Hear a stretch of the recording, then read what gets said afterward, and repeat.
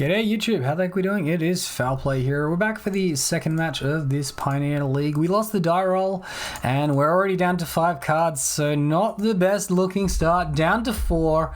Goodness gracious opponent, what could we be playing? Who knows? It is a wild and crazy anyone's guess. Alright, let's ditch the Mox Amber. Get into it from there. Hope our opponent has literally no interaction. Great. This is going to go well for us. Maybe like a scout into some other stuff. It's going to be a hard one to navigate. It could be a turn 3 light pause. Jam the ghost form straight on into it. Blood type harvester. That's an annoying one. Hopefully our opponent attacks with this thing. Oh god, we discarded the Mox Amber and we'd be able to light pause plus Wood 1, which wouldn't be amazing. Twice the number of blood tokens you control. So deal 2 damage to light pause. I guess we can beside you the blood tokens, so we kill our opponent's thing off, but then we have to guarantee a top deck of land, which isn't, you know, guaranteed. Let's see what they do. Our opponent is attacking with the Blood Tithe Harvester anyway.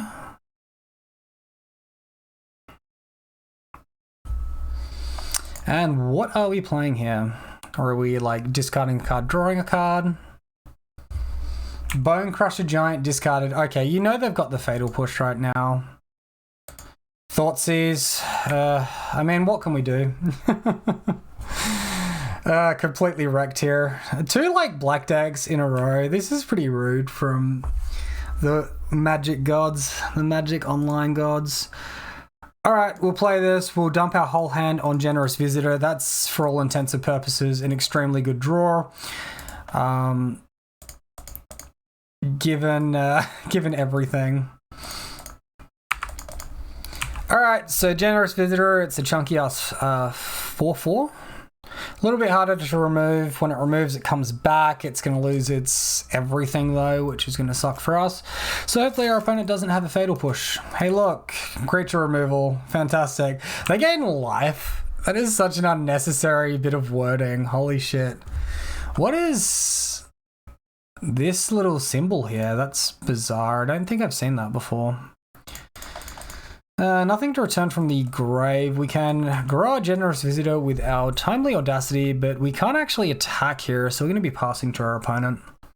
That's like exactly what we want to do when our opponent's missed a land drop, right? And they're running a removal heavy deck is we... Ah, yeah, sweet. You'd like Thoughtseizing, not Gigantha. That's pretty good for us.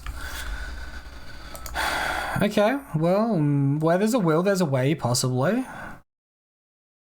Cartouche off the top.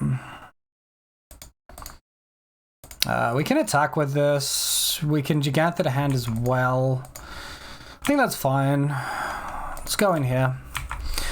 Gigantha should be harder for them to deal with, but this is just destroy target creature outright. Man, I remember when removal sucked in Pioneer. Removal is so good in Pioneer now. Like, there is so many good different removal spells. And maybe they cost 2 mana, but there is so many options out there. So many like 3 mana board sweepers as well. Like, you're just like spoilt for choice on removal right now. Blood Harvester taking out our warrior token that was enchanted.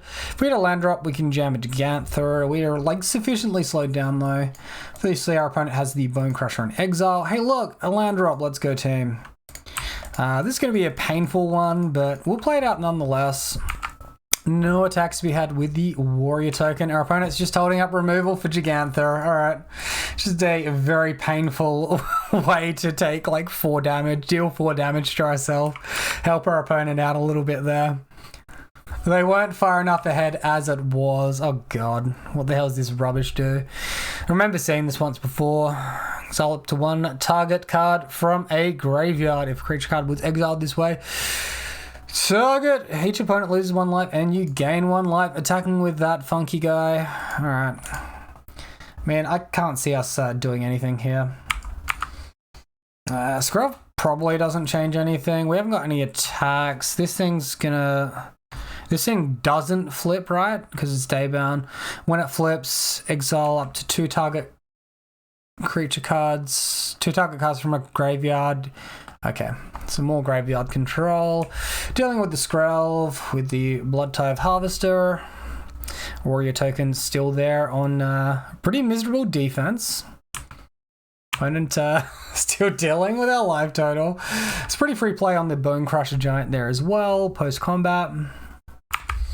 And yeah, Kiki, Fabled Mirror Breaker. I don't see an out to win this. I guess we could first strike in Aura into our opponent hitting nothing, but we just hit land, so that's going to be a concede. Alright, so here we can see a Rakdos mid-range deck. This one's running the Power Word Kill instead of whichever one it was we saw, but it's essentially the same effect, right? So bits of interaction our opponent has for us are Thoughtseize, Fatal Push, Power Word Kill.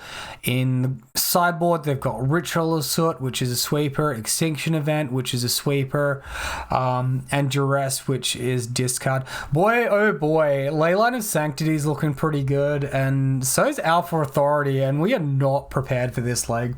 Let's see how we go in sideboarding. Reminder guys, if you enjoy this video, find it entertaining or informative, please consider subscribing. Alright, so sideboarding wise here, we want the Adonto Vanguard, we want the Extraction Specialist. I'm unsure exactly what we want to remove. I'm going to remove 1 Skrelv, 1 Light Pause, and 1 Audacity. The Light Pause and SRAM, I think I said Skrelv, Light Pause and SRAM are getting removed. Going to be efficiency swaps for Adonto Vanguard, which can pay for life to give itself indestructible. It looks like here we don't have to deal with Sherald's Edict, so hopefully we can just like stabilize a big creature and go from there. Alright, so here we are with our first hand. We got like double Cartouche. We had some Sentinel's Eyes. This doesn't have a hexproof creature, but we had like 2 Cartouche tokens. We get the Sentinel's Eyes that come back from the graveyard. I think it would be like possible to keep this. We are on the play.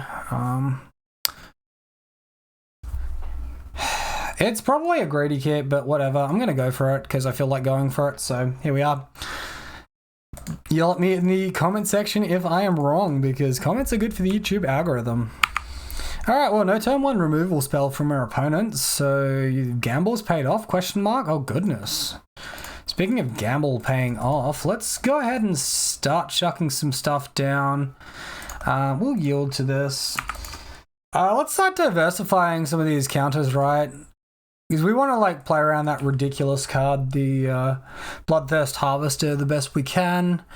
If they have like Fatal Push for Generous Visitor, at least one of the tokens is going on the Warrior token there. Sherald's Edict. Alright, well, we lose a Warrior token. That's not the end of the world. Oh, okay, never mind. So they chose each opponent sacks a non-token creature because this card's got ridiculous wording. That is the first time that is like specific interaction has come up for me, but I guess we'll take what we can. Sentinel's Eyes from the grave, right?